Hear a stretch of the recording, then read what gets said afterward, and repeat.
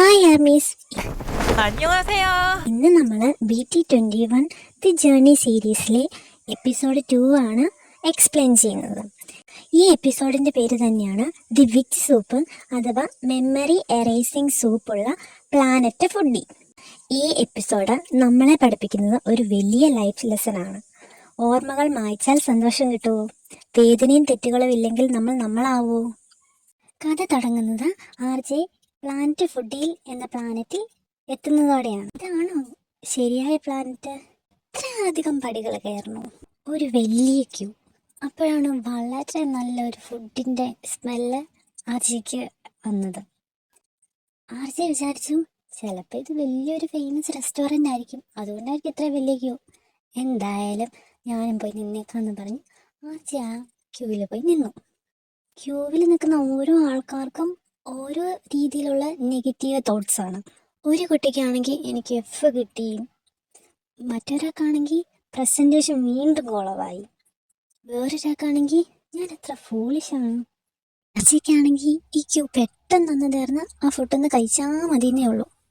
അങ്ങനെ നീണ്ട 2 മണിക്കൂറിന് ശേഷം RJ ഫൈനലി ആ കൗണ്ടറിൽ എത്തുന്നു. എന്നിട്ട് പെട്ടെന്ന് തന്നെ ഒരു 3 ബൗൾ സൂപ്പ് അങ്ങ് ഓർഡർ ചെയ്തു. വിച്ച് പറഞ്ഞു, ഇത് റെസ്റ്റോറൻ്റ് അല്ല, ഇത് മെമ്മറി എറേസിംഗ് സൂപ്പാണ്. ഒരു സിപ്പ് എടുത്താൽ നിങ്ങൾക്ക് ഏത് ഓർമ്മ വേണമെങ്കിലും മായ്ക്കാം. ആദ്യം RJ വിശ്വസിക്കുന്നില്ല. 2 മണിക്കൂർ ക്യൂവിൽ നിന്ന് വേസ്റ്റായി എന്ന് കരുതി പോകാൻ നോക്കുന്നു. പിന്നെ തിരിച്ചു വന്ന് പറയുന്നു, 2 മണിക്കൂർ ക്യൂവിൽ നിന്ന് ഓർമ്മ മായ്ക്കൂ. വിച്ച് ഓക്കെ എന്നും പറഞ്ഞ് സൂപ്പ് കൊടുക്കുന്നു. RJ സൂപ്പ് കുടിക്കുന്നു, മെമ്മറി എറേസ് ആകുന്നു. വീണ്ടും സെയിം പ്ലേസ്, അതായത് ഫസ്റ്റ് ഉരുണ്ട വന്ന പോലെ ഈ പ്രാവശ്യം ഒരു കല്ലിൽ തട്ടി ഉരുണ്ട വന്ന് ആദ്യം നിന്ന് അടുത്ത് തന്നെ നിൽക്കുന്നു. പിന്നെയും ക്യൂവിൽ നിൽക്കുന്നു, പിന്നെ അതേ സെയിം വിശപ്പ്. ഇതൊരു ലൂപ്പ് പോലെ പിന്നെ സംഭവിച്ചുകൊണ്ടേയിരിക്കുവാണ്. വിച്ച് ഈ സൂപ്പ് കുടിക്കാത്തത് കൊണ്ട് വിച്ചിന് എല്ലാ കാര്യങ്ങളും ഓർമ്മയുണ്ട്. അപ്പോൾ ഒരു ടൈമിൽ വിച്ചിൻ്റെ ദേഷ്യം എന്നിട്ട് വിച്ച് പറയുന്നു, ഞാൻ ആ മെമ്മറി മാത്രം എറേസ് ചെയ്യാൻ പറ്റത്തില്ല, നിനക്ക് ശരിക്കും എന്താ മറക്കേണ്ടത്? RJ അപ്പോൾ ഓർക്കുക എന്താണ് എറേസ് ചെയ്യാനുള്ളതെന്ന്. RJ കൺഫ്യൂസ്ഡ് ആണ്. അപ്പോൾ RJ പറയുന്നു, മറക്കാനുള്ളത് ഒരുപാട് കാര്യങ്ങളാണ്. അപ്പോൾ വിച്ച് പറയുവാണ്, എല്ലാം എറേസ് ചെയ്തേക്കാം, അപ്പം നീ ഹാപ്പി ആയിരിക്കുമെന്ന്. വീണ്ടും RJ ഒന്ന് ചിന്തിച്ച് നോക്കിയപ്പം ആ ഓരോ പ്രശ്നങ്ങളിലൂടെ കടന്നു പോയപ്പോഴും ടാറ്റയാണെങ്കിലും ചിമ്മിയാണെങ്കിലും കുക്കിയാണെങ്കിലും ഓരോ ഫേസിലും ഓവർകം ചെയ്യാൻ ഹെൽപ്പ് ചെയ്തിട്ടുണ്ട്. അങ്ങനെ RJ റിയലൈസ് ചെയ്യുന്നു, ഈ മെമ്മറീസ് തന്നെയാണ് എന്നെ ഞാനാക്കിയത്. ഇതൊക്കെ മായ്ച്ചിട്ടുണ്ടെങ്കിൽ ഞാനല്ലാതാകും, എൻ്റെ ഫ്രണ്ട്സിനോടുള്ള മെമ്മറീസ് എല്ലാം പോകും. ഇവിടെയാണ് RJയുടെ ഒരു പവർഫുൾ ഡയലോഗ് വരുന്നത്. ബാഡ് മെമ്മറീസ് പോലും ഒരു ടൈം കഴിഞ്ഞിട്ടുണ്ടെങ്കിൽ അത് പ്രീഷ്യസ് ആകും.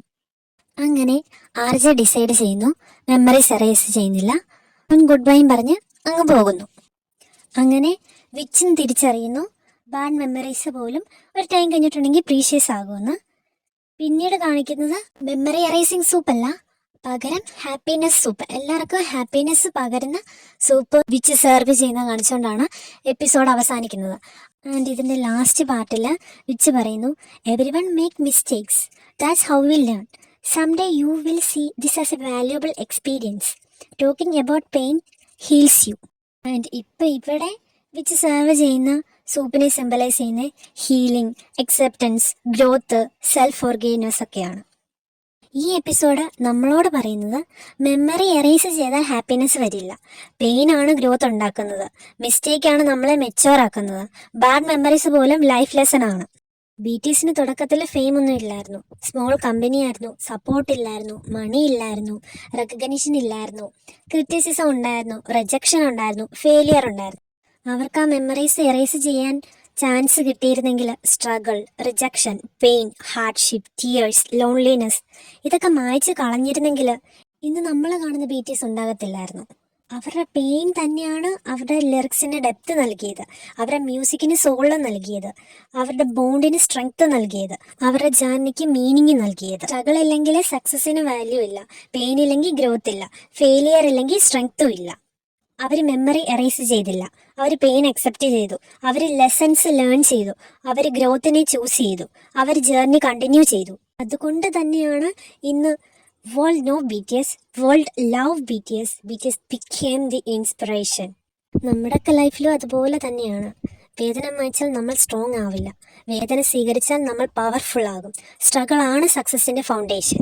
ഇതൊരു ക്യൂട്ട് എപ്പിസോഡല്ല, ഇതൊരു ലൈഫ് ഫിലോസഫി എപ്പിസോഡാണ്. നമ്മൾ അനുഭവിച്ച വേദന, തെറ്റുകൾ, പരാജയങ്ങൾ അവയെല്ലാം ചേർന്നാണ് നമ്മളാകുന്നത്. സോ ഗെയ്സ്, നിങ്ങൾക്ക് മെമ്മറി എറേസ് ചെയ്യാൻ ചാൻസ് കിട്ടിയാൽ നിങ്ങൾ എറേസ് ചെയ്യുമോ? അല്ലെങ്കിൽ ലെസൺസ് കീപ്പ് ചെയ്യുമോ? കമൻറ്റ് ചെയ്യൂ. Like, share, subscribe.